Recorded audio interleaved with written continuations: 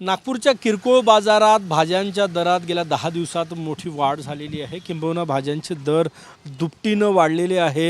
अनियमित येणारा पाऊस आणि त्यामुळे शेतकऱ्यांच्या शेतात भाज्यांचं मोठं नुकसान झालं।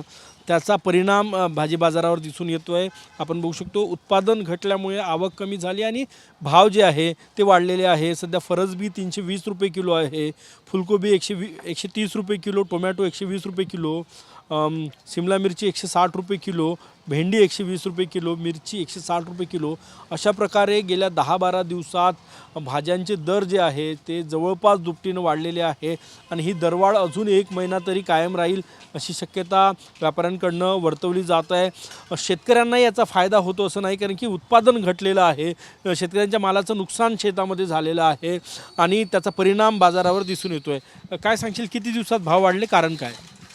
कमीत कमी 10 ते 12 दिवस झालेले भाव वाढलेले आहेत। लगातार पाऊस चालू असल्यामुळे ते मालाची आवक कमी झालेली आहे, त्यामुळे भाव असे झालेले आहेत, दुप्पट झालेले आहे। जसे टोमॅटो 120 चालू आहे, फ्लावर 130 चालू आहेत, फरसबींच्या शेंगासुद्धा ज्या 80 रुपये ते 100 रुपये किलो असतात त्या 320 रुपये किलोवर गेलेल्या आहेत। अशा प्रकारे हे भाव वाढलेले आहेत। ओएसिस फर्टिलिटीच्या तज्ज्ञांनी IVF उपचार पद्धतीद्वारे 1 लाखांहून अधिक जोडप्यांना मातृत्व प्राप्तीचा आनंद दिला आहे।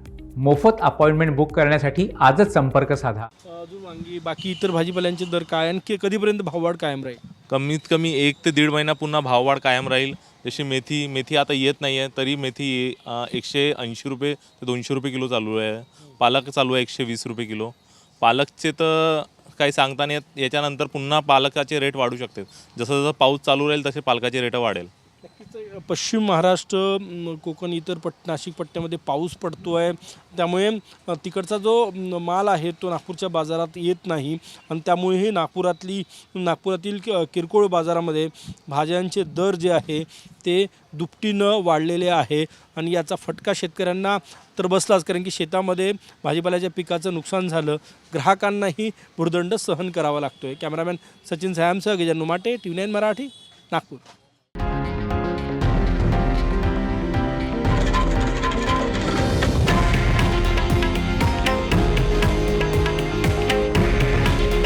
हे आहे देशातील नंबर 1 न्यूज नेटवर्क आणि आपण पाहत आहात TV9 मराठी।